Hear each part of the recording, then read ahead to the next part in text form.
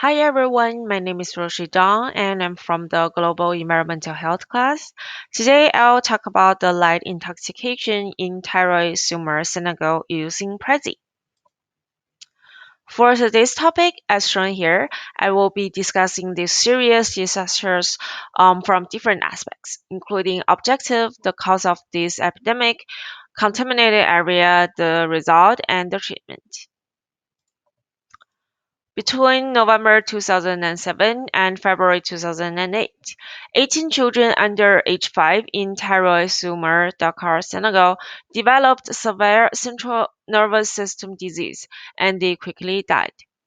It was later revealed that it was caused by lead intoxication. My purpose today is to expand the whole situation and discuss what was happened. Firstly, we'll look at the toxic metal that was responsible for this contamination, lead. The initial source of lead in the environment was the ULAB, which stands for lead acid batteries. Here's a picture of them. These batteries are most commonly used in automobiles such as cars and motorcycles. Although it's rechargeable, the battery would still go in age and could no longer be used. If they were recycled properly under regulation, the used ones would become new batteries with no problems. However, since lead can be used for various manufacturing process, the demand for lead makes informal recycling and disposal of lead acid batteries a popular industry in the low to middle income countries, such as Senegal in our case. Here's a picture of a man improperly recycling the battery. The recycling were done by 200 local women in Sumer under domestic setting. Many of them brought their infants and toddlers to work. Batteries were usually broken by hammers or axes, which led to the dispersion of lead dust into the environment and contaminated the soil. This contaminated soil and light dust will then be inhaled and were ingested. Young children there were particularly exposed by ingestion through hand-to-mouth behavior while playing outdoors on contaminated land or with light-rich soil stored inside their homes. Light was exposed to about 40,000 people in the area at the end. When accumulated in body, light would affect multiple body systems, including the nervous, blood, gastrointestinal, cardiovascular, and renal systems.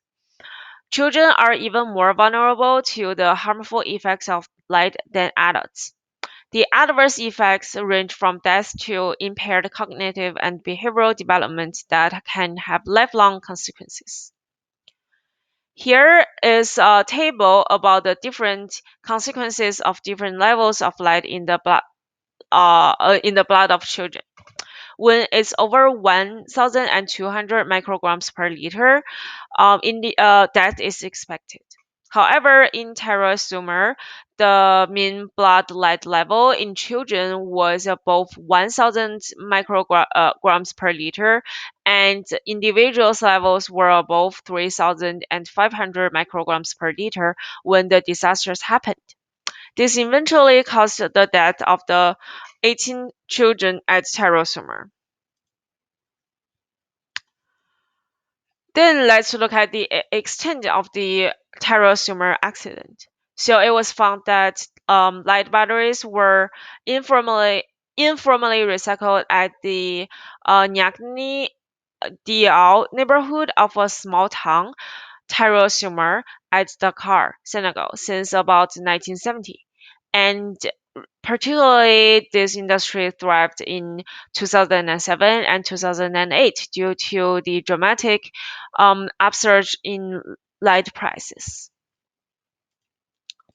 So this is a map of the Nyakni Diao neighborhood that was labeled with the distribution of 18 deceased children and other 50 children investigated with their light level.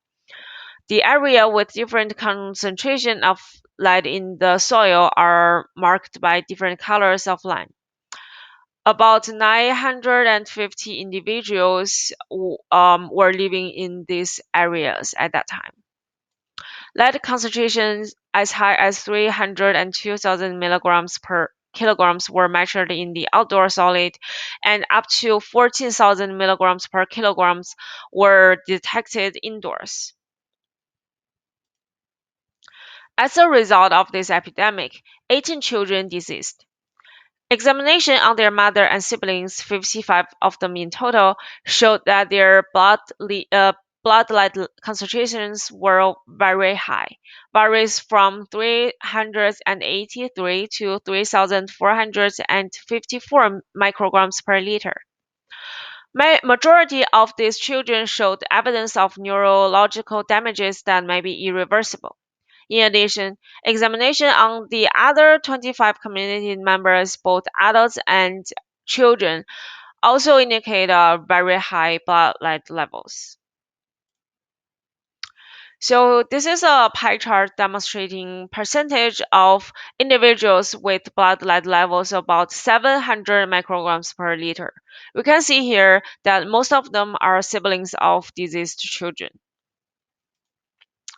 And this is a graph illustrating the mean blood lead level of children in Thiaroye Sumer in March 2008. After the tragedy happened, many government agencies, organizations, including WHO, worked together to employ many health response and remediation strategy.